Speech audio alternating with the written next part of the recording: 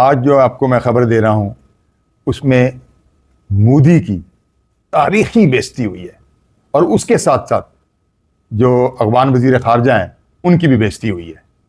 मेरा नहीं ख्याल है कि अब वो दोबारा 1000 बार सोचेंगे कभी इंडिया जाने की। क्या अल्लाह की कुदरत है।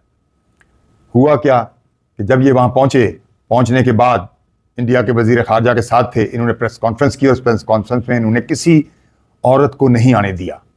जो इंडिया के प्रेस ने, इंडिया के लोगों ने, इंडिया के जो संजीदा हल्के हैं, उन्होंने बेहद उसको बुरा मनाया और उससे इनके बारे में बहुत ज़्यादा उन्होंने ऐसी गुफ्तगू की जो इनको बड़ी शर्मिंदगी का बाइस बनी और मजबूरन इनको दोबारा प्रेस कॉन्फ्रेंस करनी पड़ी अमीर मुत्तकी को, और उसमें कुछ औरतों को बुलाना पड़ा।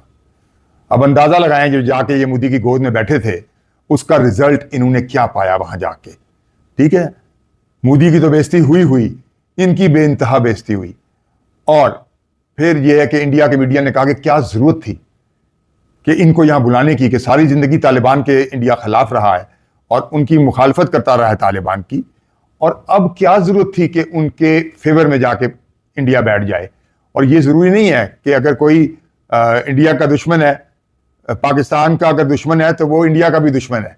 ये कोई मंतक उन्होंने नहीं माना, ये कोई मंतक नहीं है किसी सूरत भी।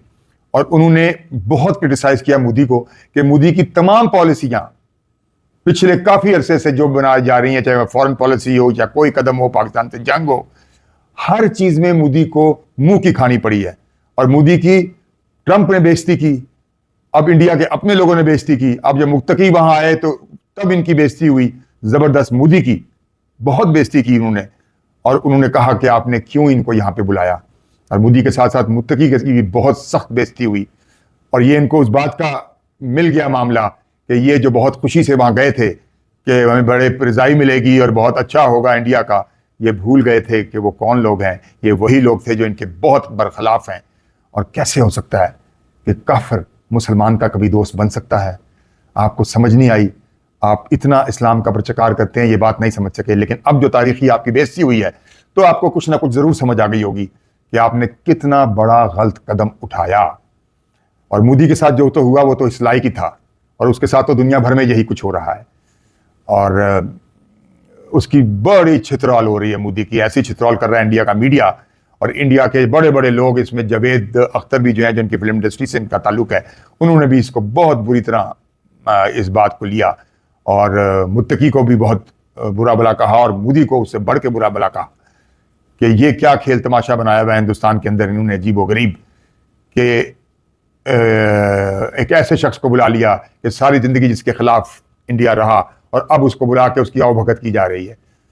तो अब ये देखें कि कैसी दोनों तरफ से मुत्तकी की भी बेइज्जती हुई और मोदी की तो खैर पहले ही हुई है। मेरा ख्याल वो ढीठ हो गया अपनी बेइज्जती करा के, उसका मेरा ख्याल है आदत पड़ गई है मोदी को अपनी बेइज्जती कराने की। लेकिन मुत्तकी के साथ जो कुछ हुआ है वो भी मेरा ख्याल है सारी जिंदगी नाकाबिले फरामोश होगा कि मैं इंडिया क्यों गया। 1000 बार सोचेंगे कि हम इंडिया क्यों गया।